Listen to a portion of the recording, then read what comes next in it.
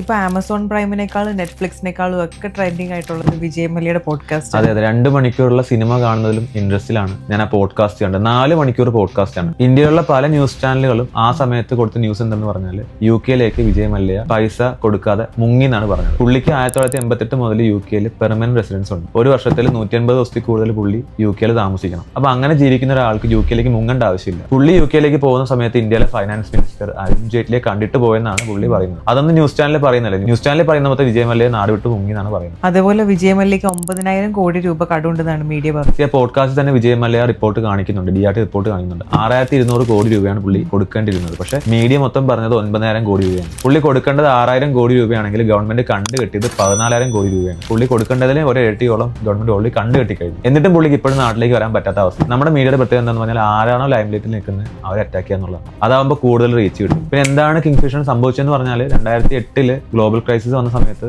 ഈ airlines down size ചെയ്യണം എന്നുള്ള റിക്വസ്റ്റ് ഓൾറെഡി വിജയ് മല്യ അന്നത്തെ പ്രസിഡന്റ് ആയിരുന്ന പ്രണബ് മുഖർജിക്ക് കൊടുത്തിരുന്നു. പക്ഷേ പുള്ളിയാണ് അപ്പോൾ പറഞ്ഞത് അത് ചെയ്യാൻ പറ്റത്തില്ല, കണക്ടിവിറ്റിയിൽ പ്രശ്നം വരും ഇന്ത്യയിൽ, അപ്പോൾ അതുകൊണ്ട് അത് ചെയ്യേണ്ട. ആ സമയത്ത് ഇന്ത്യയിലെ നമ്പർ 1 ലക്ഷറി എയർലൈൻസ് ആയിരുന്നു കിങ്ഫിഷർ. അതായത് ഇന്ത്യൻ പ്രസിഡന്റും ഇന്ത്യയിലെ 16ഓളം ബാങ്കുകളും ചേർന്നിട്ടാണ് വിജയ് മല്യക്ക് ഫണ്ട് ചെയ്തത്. വിജയ് മല്യയുടെ റിക്വസ്റ്റ് അല്ലായിരുന്നു, ഗവൺമെന്റിന്റെ റിക്വസ്റ്റ് ആയിരുന്നു അത് നിലനിർത്തണം എന്നുള്ളത്. 2008 ഗ്ലോബൽ ക്രൈസിസ് സമയത്ത് പുള്ളി ഡൗൺ സൈസ് ചെയ്തു. അതുപോലെ ഡെക്കാൻ എയർവേസ് അക്വയർ ചെയ്തില്ലായിരുന്നെങ്കിൽ സത്യം പറഞ്ഞാൽ ഇന്ത്യയിലെ നമ്പർ 1 എയർവേസ് ആയി മാറേണ്ട ഒരു കമ്പനിയായിരുന്നു കിങ്ഫിഷർ എന്ന് പറയുന്നത്.